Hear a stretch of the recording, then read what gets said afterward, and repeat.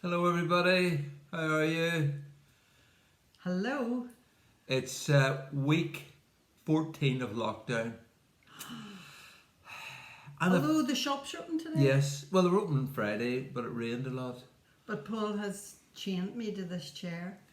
I know we've saved a fortune. I'm not allowed, I'm not allowed to go to this. Actually, do you know, I just said to you before we came on air that it's the weirdest thing. We have, every day is exactly the same. We're locked down, etc., etc.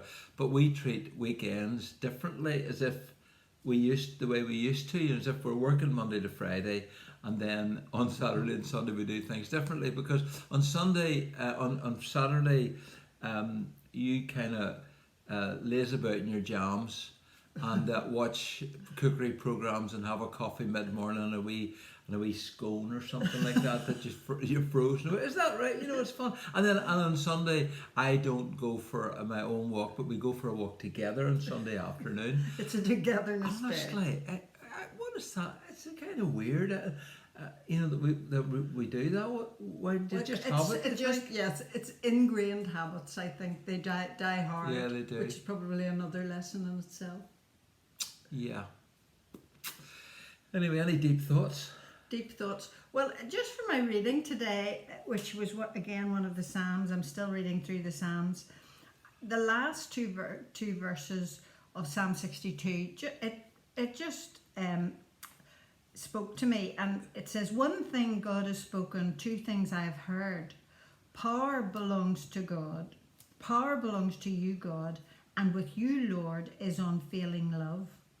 And I was just thinking, in a world where we are debating about the nature of power and how power so often in our world is abused, in fact, nearly always abused.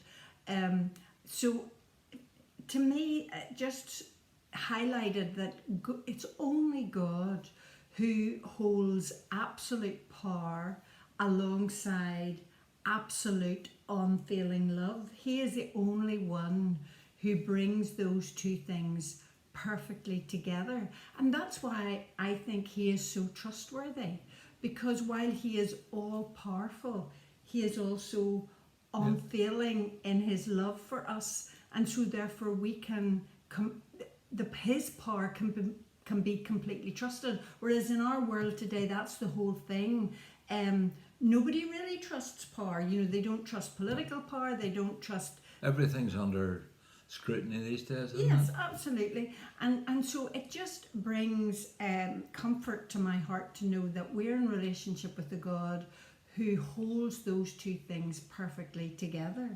Yeah, and there's a quick segue into how do we judge people then, because God ultimately has all power, but only he can judge properly and accurately.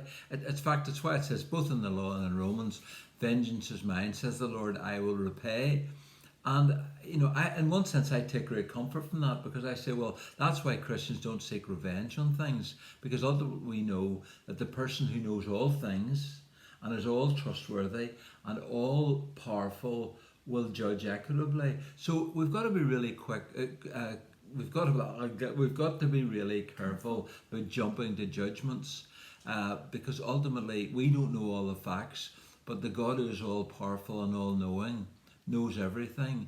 And there's some things we've just got to leave in his hands and go, because you're all powerful, Lord, actually you're all faithful as well.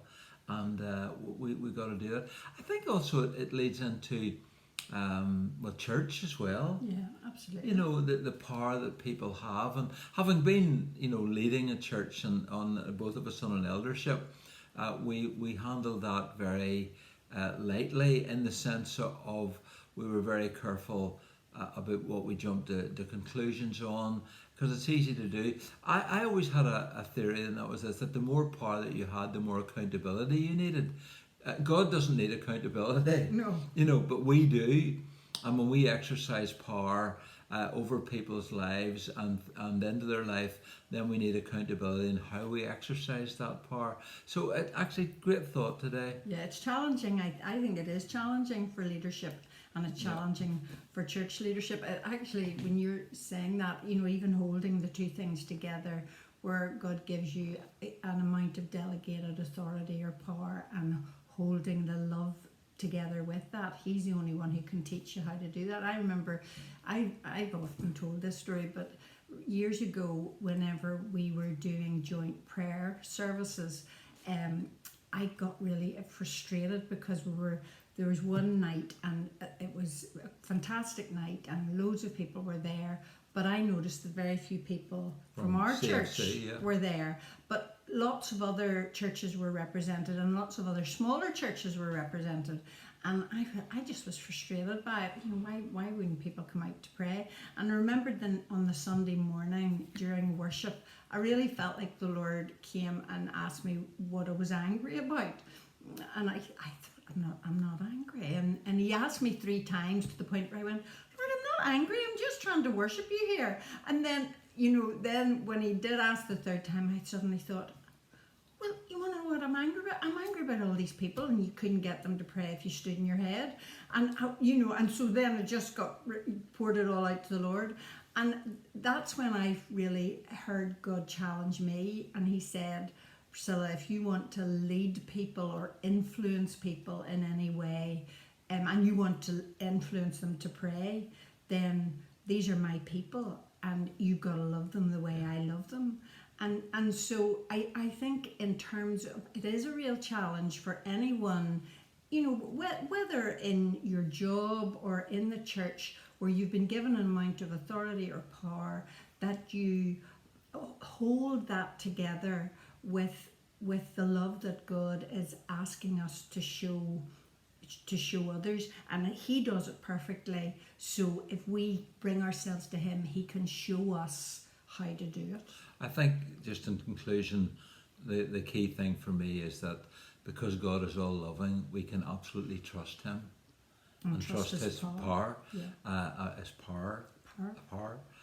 We can trust His power, and actually, that, as you said before, that gives me great sense of rest in my spirit and peace. That ultimately, as it says in Genesis, shall not the God of all the earth do right and act righteously?